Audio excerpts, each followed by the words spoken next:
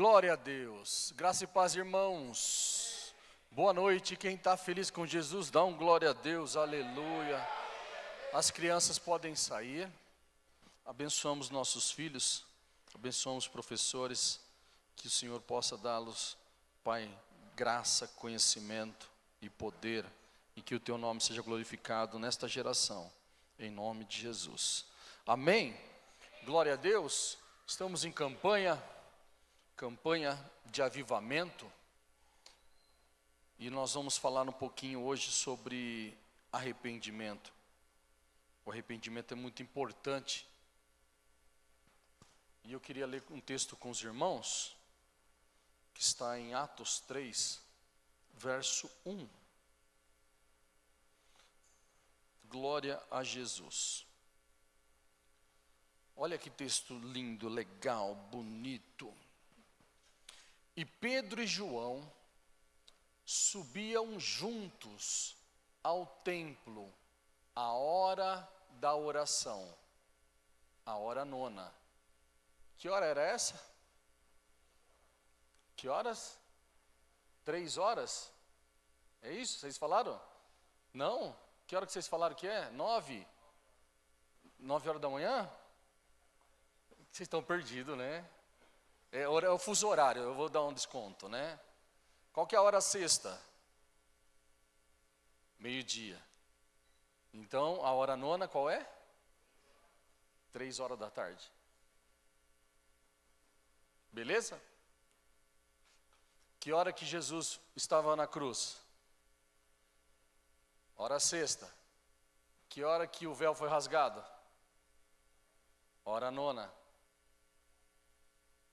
Então Pedro sabia, Pedro e João sabiam que o véu foi rasgado e agora tem acesso ao Pai.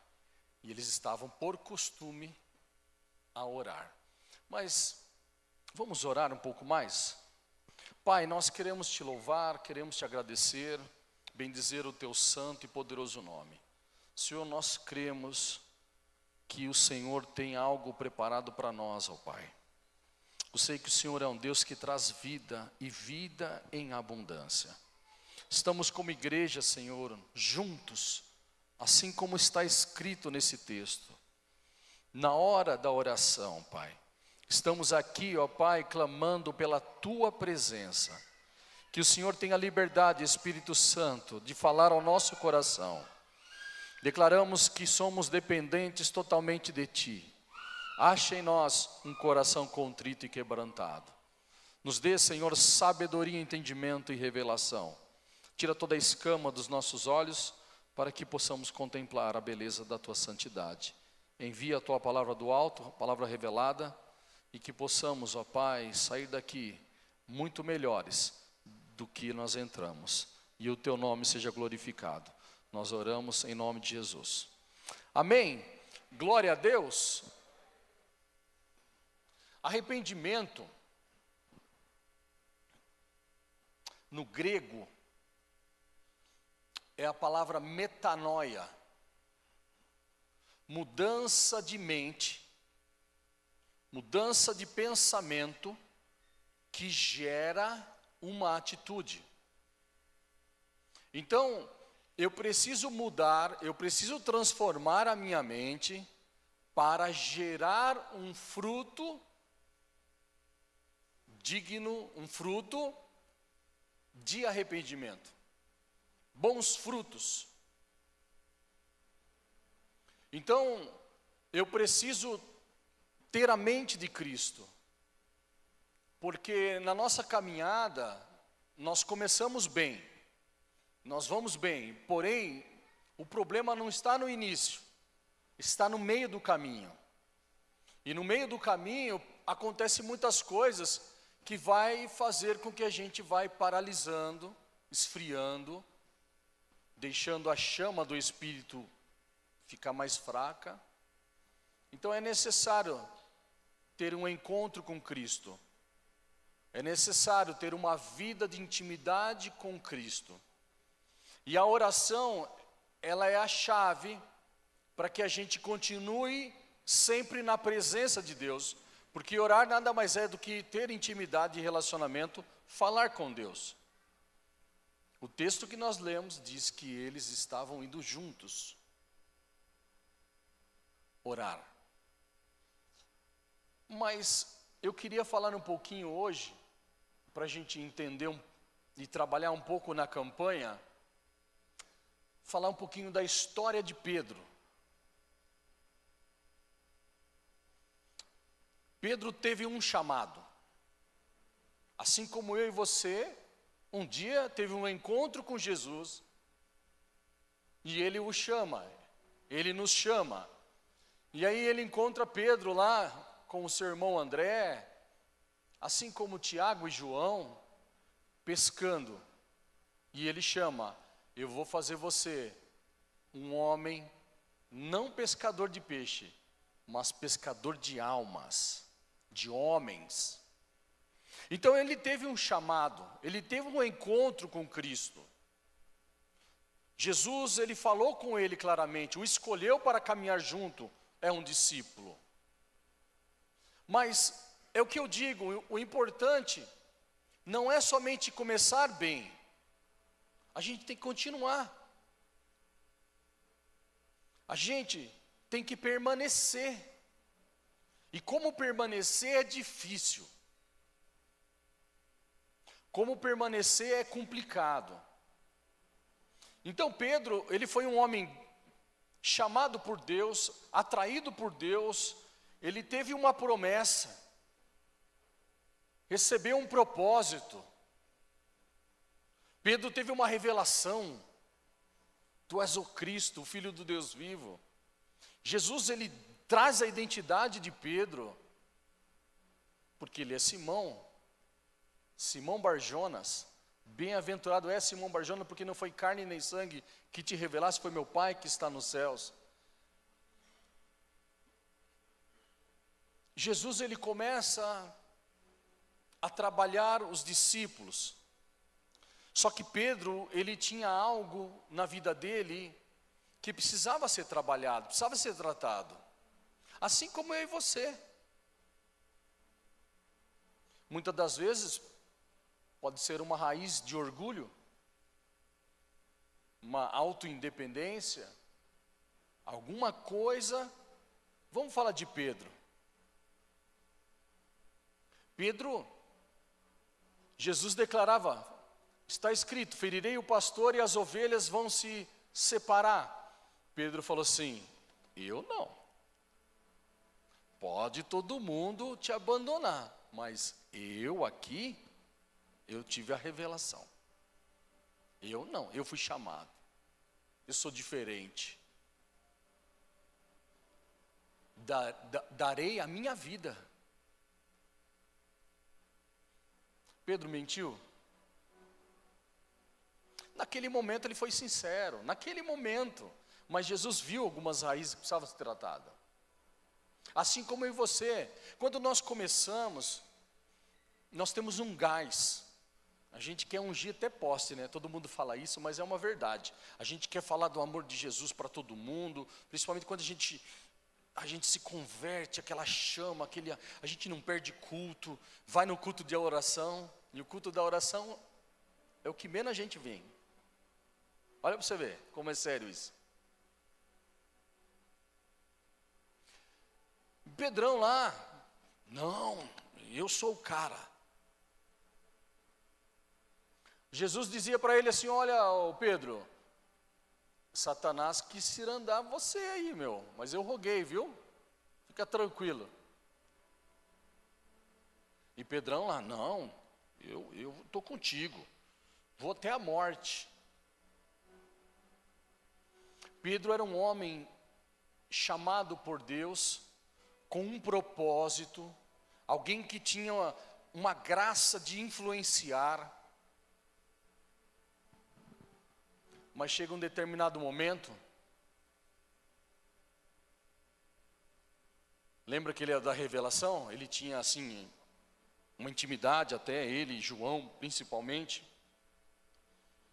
Jesus subia para o monte, Mateus 17, lá no Monte Tabor, alguns dizem que era o Monte Tabor, e ele sobe. A palavra diz que Pedro estava com os olhos pesados, quase que dormindo. E aí Jesus então, acontece a transfiguração. Você já imaginou isso? Aquele corpo brilhando como um sol, Jesus mostrando quem ele era de fato. Você já imaginou como é Jesus hoje? Leia Apocalipse. Cabelos brancos como a neve, olhos como chama de fogo. Sua roupa um branco como o sol do meio-dia. Seus pés reluzentes como um bronze polido. Você imaginou quanta glória? Mas o que me chama a atenção hoje foram os olhos de Jesus, como chama de fogo. O avivamento, ele acontece de fato quando nós conseguimos ter uma intimidade tão grande com Jesus e permitir que Ele olhe para dentro de nós. Que Ele olhe para dentro de nós e Ele vê se há algum caminho mau, se há alguma estrutura maligna a qual Satanás ainda tem legalidade para agir. Isso é avivamento. Mas eles estavam com os olhos muito pesados nesse momento, mas eles tiveram a revelação. E aí Pedro falou: vamos fazer 3 tendas, um para Jesus, um para Moisés e um para Elias. Jesus diz: não contem a revelação para ninguém. Mas chega num momento difícil da vida, em que, e é o dia mau que a Bíblia fala, em que nós estamos sujeitos a passar. A palavra fala que Jesus preparou uma ceia, e depois de ter ceado, ele saindo, a palavra ainda diz que ele cantou um hino, e foi para o Getsemane, o lugar da prensa, o lugar aonde esmaga a azeitona e sai o azeite. E Jesus, como homem ali, ele precisava de alguém com ele, que se identificava com o sofrimento dele. E ele chama quem? Os 3. Pedro, Tiago e João. Vamos orar? Vamos. O que aconteceu com eles? Dormiram. A oração é um mandamento, não sei se você sabe disso, né? Porque é um imperativo. Orai sem cessar. Aí eu te pergunto: o homem peca porque não ora? Ou ele não ora porque peca? Pode saber que aquele que não ora é porque não vigiou. E nesse contexto, Jesus diz assim, e ele vai até Pedro. Ele vai até Pedro. E ele fala: Pedro, você não pode orar 1 hora comigo? E Jesus diz então: vigiai e orai, porque a carne é fraca, o espírito está pronto, mas a carne é fraca. Então vigia, ora, para que não caia em tentação. Então a vigilância, ela é muito séria. A oração acompanha a vigilância, porque se eu vigio e eu oro, eu me abstenho do pecado. Agora, se eu deixo de orar, o pecado jaz à porta, vai vir, porque nós somos carne. E o fato é que Jesus, ele fala com Pedro. Pedro dizia: eu sou o cara e eu não vou te abandonar. Pode todos esses daí, ó. O João, que inclina, o Tiago, o Bartolomeu, todos eles vão te abandonar, mas eu não. E Jesus fala o que para ele? Antes que o galo cante, 3 vezes, você vai me negar. A palavra diz que aconteceu assim: Jesus é preso, ele é levado. O que me chama a atenção em um dos textos, se eu não me engano em Lucas, porque os evangelistas eles relatam, fala que enquanto eles estavam se aquentando no pátio, Pedro se assentou junto, perto do fogo. E aí veio a criada e disse: tu és um dele. E ele: eu não. Aí veio outra criada: tu és um dele. Eu não. E alguém vem e fala assim: olha, você é igual a ele, você é Galileu. Galileu tem um sotaque diferente, fala diferente. Você é um deles. E eu não. A palavra diz que o galo cantou. E aí quem vem preso junto, amarrado, preso, vem Jesus. A palavra dá um detalhe. E diz a palavra que e Jesus fitou os olhos em Pedro. Você já imaginou você negar Jesus? E aí de repente vem aquele que te chamou, trouxe uma promessa, trouxe um chamado, uma mudança de vida, uma nova história, algo lindo. De repente você nega e ele passa e olha nos teus olhos. E Pedro então percebeu que ele pisou na bola. Aquele olhar era do Cordeiro, Cordeiro de Deus que tira o pecado do mundo. Ele viu, ele percebeu, falou assim: eu pisei na bola. O problema é que, muitas das vezes, nós sabemos que erramos, mas ainda deixamos esse orgulho falar mais alto.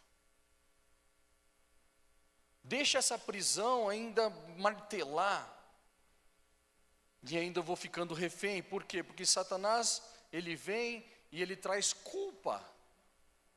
A pior coisa que tem é você viver num sentimento de culpa. Ele te traz uma palavra de maldição, uma palavra maligna, uma sentença de morte, uma sentença de que não vai dar certo, não tem mais jeito, acabou, não tem mais jeito, pisou na bola.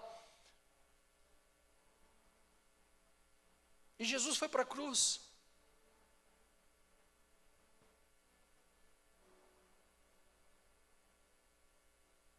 Quantas coisas aconteceram depois que Jesus, ele morreu, ele diz: está consumado, entregou o seu espírito para o Pai.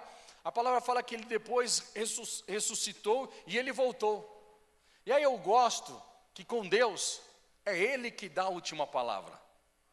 Mesmo que o diabo diz: ó, não tem mais jeito, acabou, você é pecador, pisou na bola, adúltero, mentiroso, e ele vai acusando, vai falando, sabe, não tem mais jeito, aconteceu um aborto, aconteceu isso, aconteceu aquilo.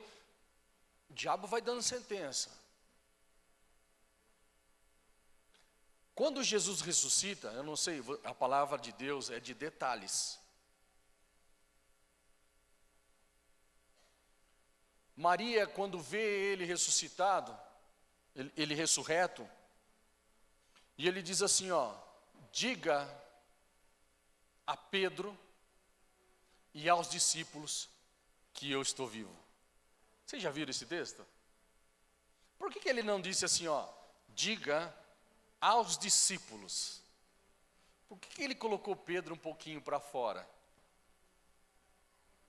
Pedro tinha negado.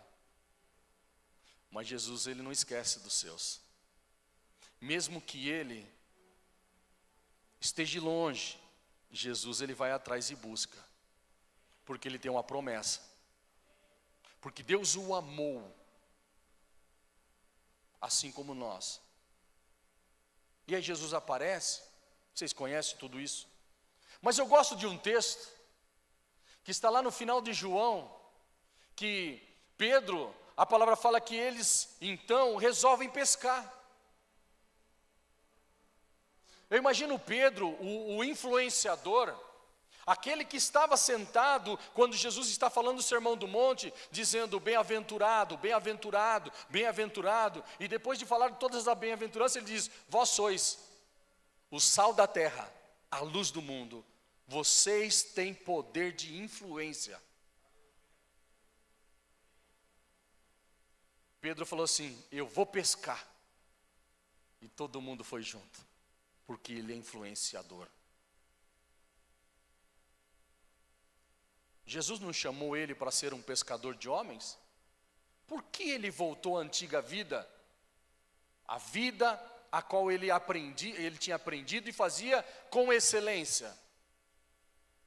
Por que ele voltou à profissão e fugiu, foi para longe do chamado? Porque o diabo sabe disso. Que a gente, quando vai deixando, vai permitindo, vai ficando mais frágil porque não ora, porque não vigia, e vai acontecendo um pecado, um abismo chamando o outro, ele vem e traz peso. E aí ele achou que era um dia normal. Pedro foi pescar e todos foram com ele. A palavra fala que eles não pegaram nada. Porque Deus é assim, amado, Ele tem o controle de tudo. Nada foge do controle de Deus. Você pode pensar assim: a porta fechou para mim, não tem mais jeito, está difícil. Perceba que é Jesus te chamando. Eu tenho algo preparado melhor para você. E aí então Jesus, eles não percebem, porque havia uma escama nos olhos, e ele diz: pegaram alguma coisa? Não. Quem teve a revelação? João. O mais íntimo, é o mestre. Por quê? Porque eles já falou, lança do outro lado, e eles lançaram, pegaram muitos peixes, eles entenderam então, e Pedro sai, tira a roupa e vai até a praia.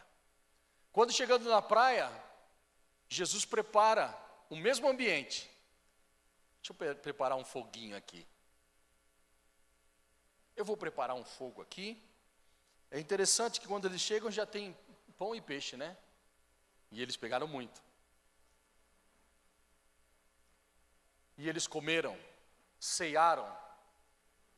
E a palavra diz que depois de eles ceiarem naquele fogo, Jesus vem e fala com Pedro. Pedro,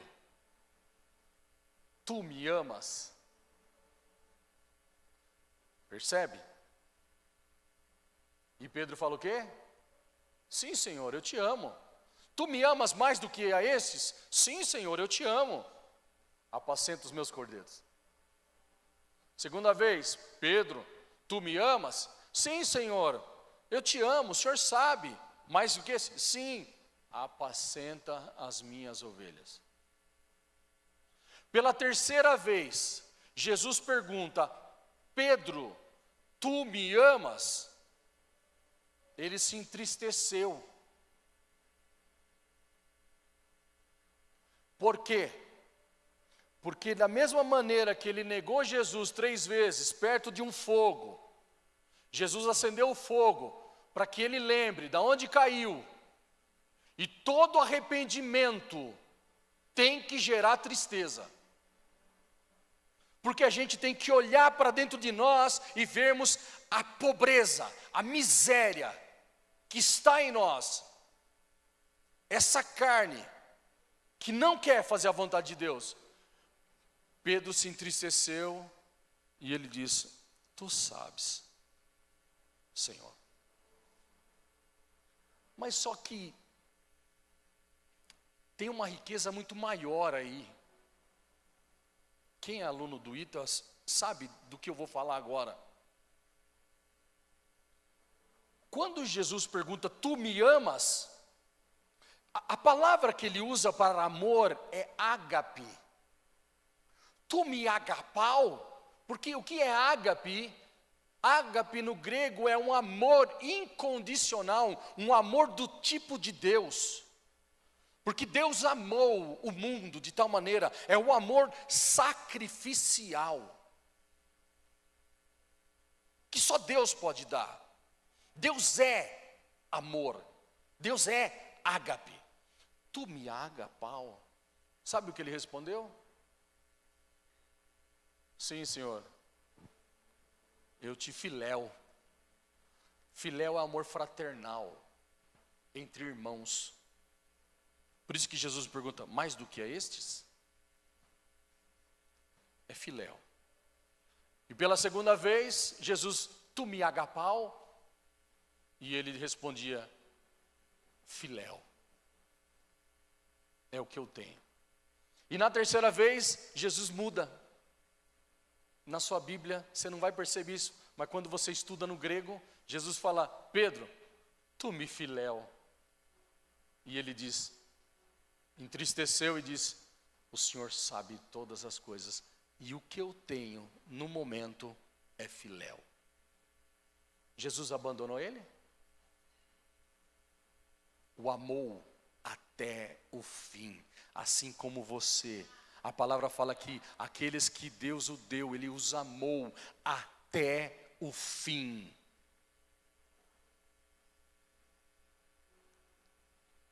Aqui houve a restauração de Pedro. Da mesma maneira que ele negou, Jesus ascendeu, preparou o cenário, teve uma conversa e ele foi sincero. Por quê? Porque numa outra oportunidade ele ia falar, eu estou contigo. Pode abandonar todo mundo, mas eu não. Estrutura de orgulho cai por terra. Eu tenho filéu, então tá bom. O filéu serve. Você vai ver como vai ser bom. E aí chega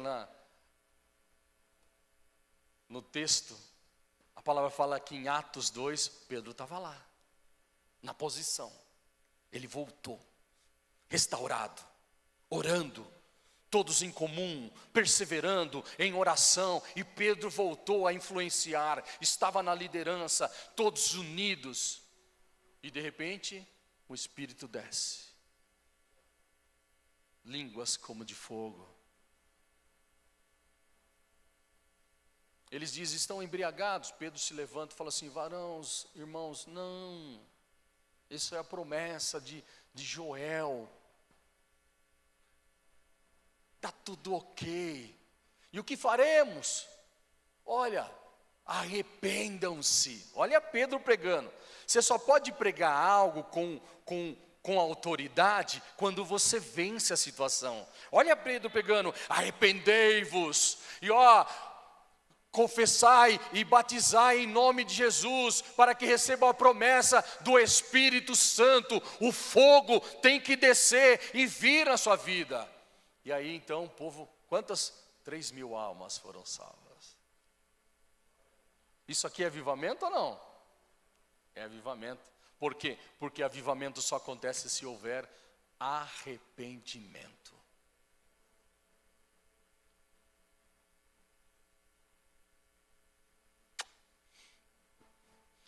Mas de tudo isso, nós vamos orar, que eu quero orar hoje, nós precisamos orar.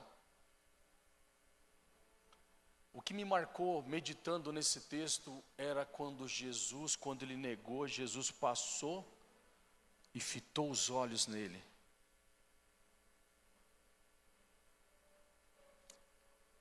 Você imaginou a tristeza? Mas ainda não tinha restauração. E o próprio Jesus teve que preparar o lugar para restaurar. Você já imaginou? Pedro, as visões que Pedro teve, ver Jesus com o corpo glorificado, essa metamorfose nada mais é do que mostrar a sua essência interior, é trazer revelado quem você é. Você já imaginou? A gente olhar para os olhos de Jesus, os olhos como de fogo. Por quê? Porque os olhos são as janelas da alma. E Jesus não pecou, Jesus é santo, sua alma é santa, é cheia de luz, como fogo.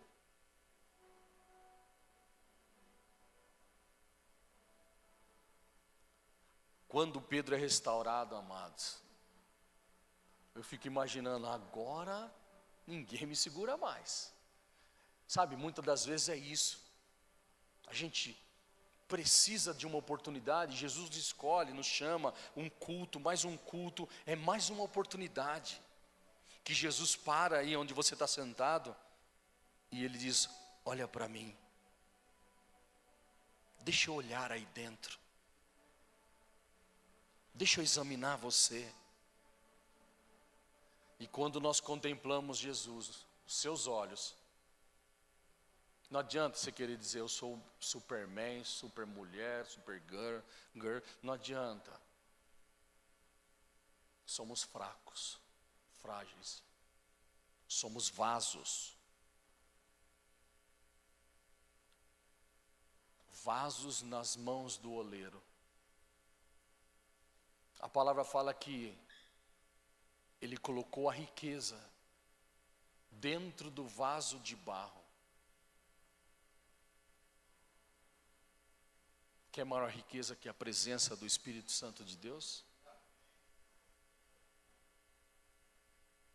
Não tem. O fogo da vida dentro de nós. E por que muitas das vezes ainda, mesmo assim, deixamos de orar? Porque primeiro deixamos de vigiar. Porque primeiro deixamos uma raiz, uma estrutura, governar a nossa vida, de trevas. Nessa noite, eu queria convidar vocês para orar. Vamos orar? Porque o texto que nós lemos, pessoal do louvor, diz que Pedro e João, juntos, quer avivamento? Restaure o altar coletivo. Primeiro, você restaura o seu altar individual. Mas o avivamento que Deus espera de nós é, uma vez eu restaurado, individualmente, no meu secreto, quando vários se juntam, então acontece o avivamento no coletivo. E não é fácil, amados, mas é possível. Se Deus nos deu o tema, é porque Ele quer fazer algo aqui. E se nós estamos aqui, é porque ouvimos a voz dEle e declaramos, eis-me aqui. Começa por mim. Você pode orar comigo um pouquinho? Nós temos aí 20 minutos, 15 minutos, 10 minutos para a gente adorar, para a gente clamar, contemplar e colocar diante do altar. Pedir para que Ele olhe, passe o olhar dEle de fogo, para ver se tem alguma estrutura ruim. Por que paramos de orar?